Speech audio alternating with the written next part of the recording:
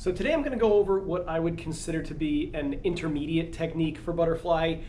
It's one of the first things that I would teach somebody who knows how to swim butterfly legally. The reason I call it intermediate is because if you are now consistently swimming your races legally and not getting disqualified, I would say at that point you're no longer a beginner, and we're just moving on to one of our foundational elements of how to actually swim the stroke well and fast now that you can swim it legally. So what we want to have in butterfly is we want to have that undulation motion. So if the purple line there is the surface of the water, right?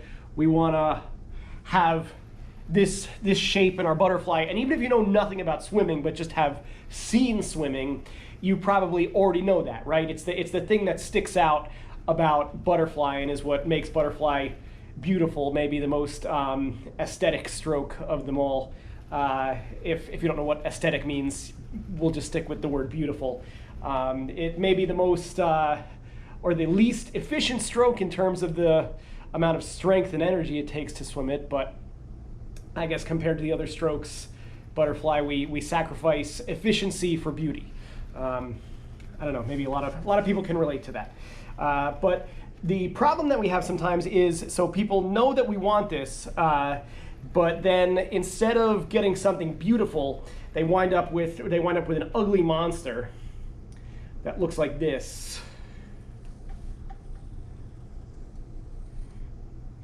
And sometimes I call that like the Loch Ness Monster style of butterfly, because if you think about like cartoon sea monsters, not like the sea brontosaurus type, but like the more like snake one, when you see like a cartoon of it, you've got the tail sticking out here, and then you've got a part of the body that goes under the water, and then part of the body that goes over the water, and then a part that goes under, and then a part that goes over, and then we've got like a head with like a mouth,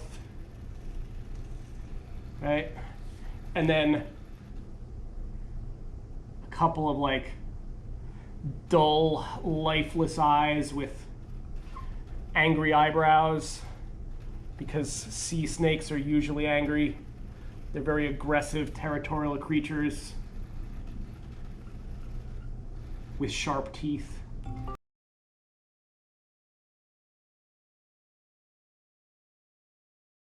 So we want to avoid that. And instead of having the severe up and down path of the sea monster, we want to have this one, the more quick, agile, beautiful path of the noble dolphin.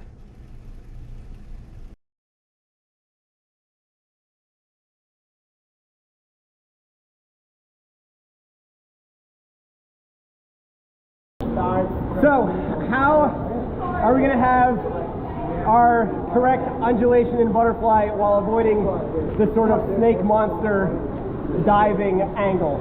So I'm going to start by talking about the hands, because it kind of is counterintuitive if I'm talking about your body position in butterfly, but in butterfly everything kind of has a chain reaction. So if your hands are not right, then it's going to be impossible to get your body right. So if you're going in diving down with your hands, then we're going to get this up and down effect that we're trying to avoid. So first I'm going to show a 25 of that, like what happens if things are going wrong. Okay. Do you want me to follow you with the camera? Yeah.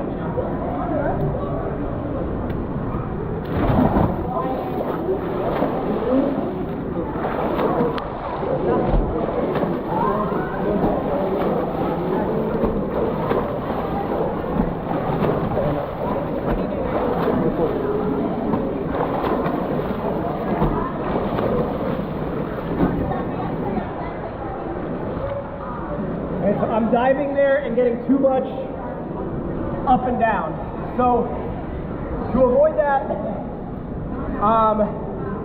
what I usually tell people is to go in the water with your hands in butterfly thumbs first, and let your hands settle just barely under the surface of the water right before you start to pull back. You will see some elite butterflyers, they will instead of going in thumbs first, you'll see their hands flip here and go in like that. But until your body position is perfect, don't worry about that. Start with going in thumbs first, and then don't go in thumbs first and slam way down. Thumbs first, settle under the surface, and then pull.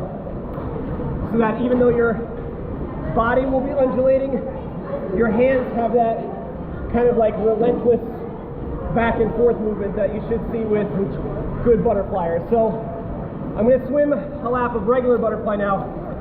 I am not nor have ever been an elite swimmer at any level. So if I want an elite level like technique demonstrated, I'll ask somebody else to do it. But I'm just going to show you the basics here. Rachel, wait for me. I got a very important job.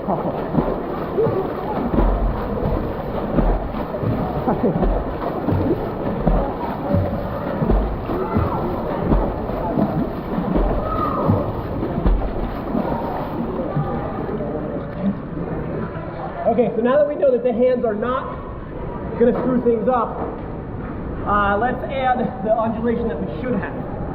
So this drill is called pulsing or inchworm. There's a bunch of names for it. But if you think about an inchworm, right? Inchworm doesn't have any arms. Inchworm doesn't walk with its legs. Inchworm walks moving its body. So when you do this drill, you get rid of your arms and legs. Your feet may move naturally along with the weight of your body, but if you're like clearly going like that with your legs, you're doing it wrong. It might make you go faster, but the idea of this drill is not to go faster. It's to get used to moving your body. You're gonna lead with your chest. Chest goes down and the hips pop up, and then you kind of slide your hips forward. So the movement of your hips should be like up, slide forward, up, slide forward.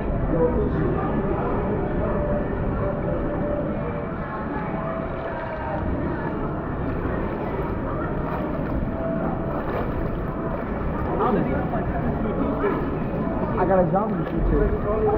Imagine you hand you like $1 million. Thank you so much. So notice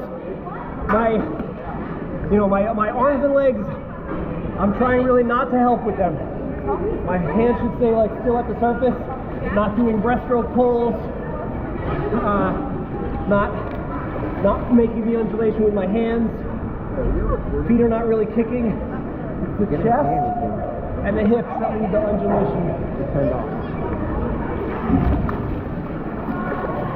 Wait for me. Can you grab my stuff? Can you grab my stuff? Can someone grab my stuff? Can you grab my stuff? So then how does that go in with your actual butterfly stroke?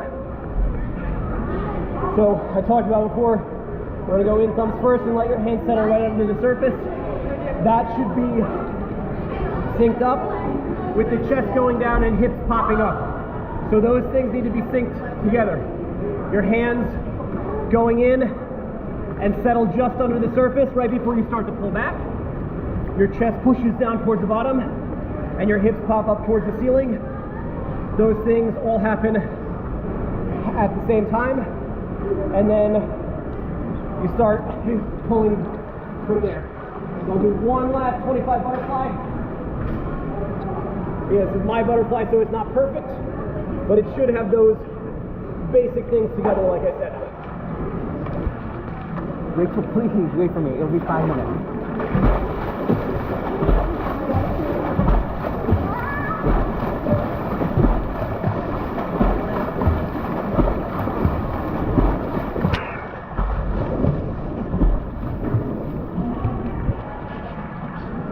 All right, and that's going to be the basics of your body position in butterfly. Good?